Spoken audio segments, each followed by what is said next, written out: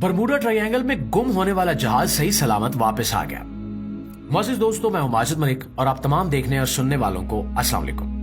दोस्तों, ये एक आम दिन था, मगर समंदर की गहराइयों में एक ऐसा राज दफन था जो कई दहाइयों से हर किसी की नजरों से ओझल था।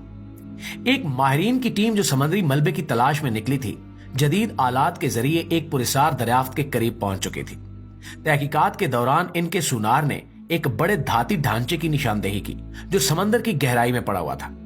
माहिरीन को यकीन था कि यह कोई आम मलबा नहीं बल्कि किसी तारीखी जहाज का मलबा हो सकता है।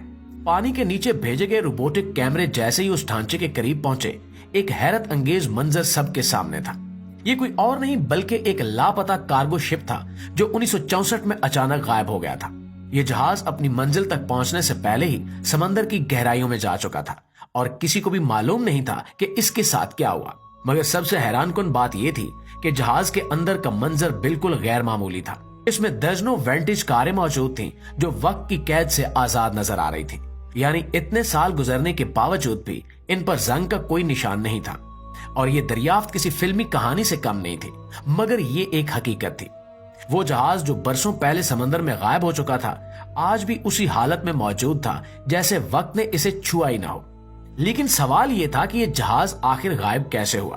क्या ये बरमूडा ट्रायंगल का नतीजा था? और इतने सालों बाद इसे दरियाफ्त कैसे किया गया? प्यारे दोस्तों, ये जहाज 1964 में अपने आखिरी सफर पर बड़े एतमाद के साथ रवाना हुआ।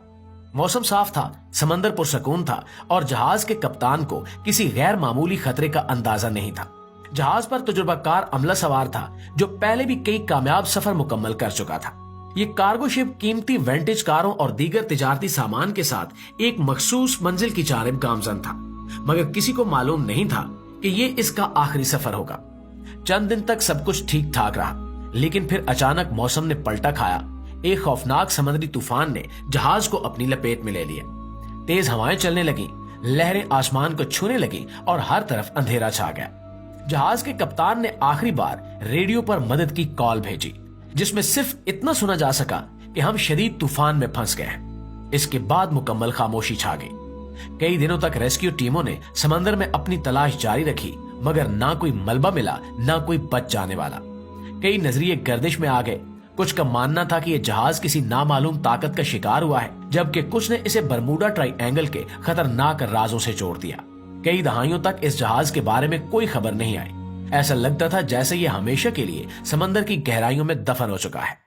माहिरीन, गोताखोर और खजाने की तलाश में निकलने वाले कई अफराद ने इस जहाज को ढूंढने की कोशिश की, मगर कोई कामयाबी हासिल न हो सकी।